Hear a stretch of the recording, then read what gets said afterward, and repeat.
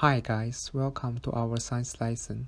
In this video, we are going to talk about the impact of aerosols to the Earth's radiative and global climate.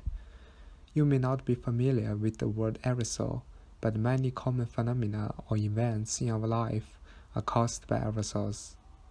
Let me show you some through pictures. The mountain fogs, dust storms, and mushroom spore spraying. Aerosols are solid or liquid particles suspended in the air. The sources of atmospheric aerosols can be classified into natural and anthropogenic.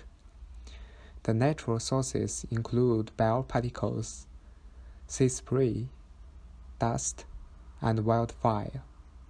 Anthropogenic aerosols come from industry, transportation, agriculture, and other human activities. Aerosols could affect climate in both direct and indirect way. They could act as air conditioner to cool the atmosphere. They could also act as heater to warm the atmosphere. Aerosols affect radiative budget directly through aerosols radiation interaction. Scattering aerosols such as sulfate, nitrate, dust, and organic aerosols will scatter solar radiation, so they cool the Earth because less heat will reach the surface. Absorbing aerosols, such as black carbons, will absorb solar radiation and get heated, so they can have a net warming effect. Aerosols could affect climate indirectly by controlling cloud formation and cloud properties. Aerosols are the seeds of clouds because water vapor will wrap around aerosol particles and form droplets. A number of droplets get together to form clouds, so aerosols serve as cloud condensation nuclei. High season concentration will have high number of small droplets in clouds and increase the cloud lifetime. Small droplets scatter light better than big droplets and increase cloud albedo. The aerosol-cloud interaction has a net cooling effect to the atmosphere. So, as we mentioned just now, aerosols have the influence on cooling the Earth. However, too much aerosols made by humans can cause aerosol pollution, like greenhouse gases. Black carbon aerosols from burning coal, driving cars on industrial use tend to suppress cloud formation by warming the air and making tiny water droplets evaporate.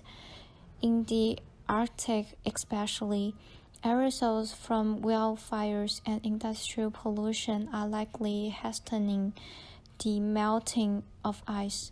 At high concentrations, aerosols are one of the deadliest substances that burrowing deep into our bodies, where they can damage heart and lungs.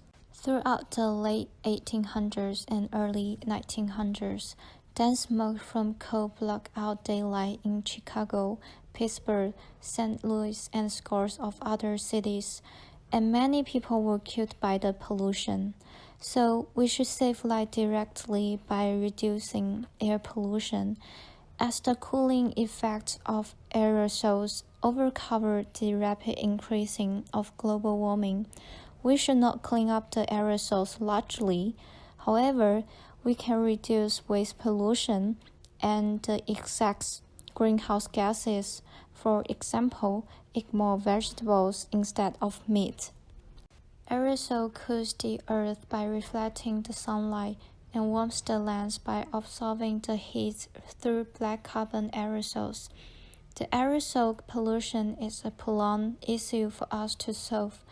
What we should do is try to reduce the air pollution by decreasing the greenhouse gases, observing atmospheric phenomena related with aerosols, and paying attention of daily air pollutant index.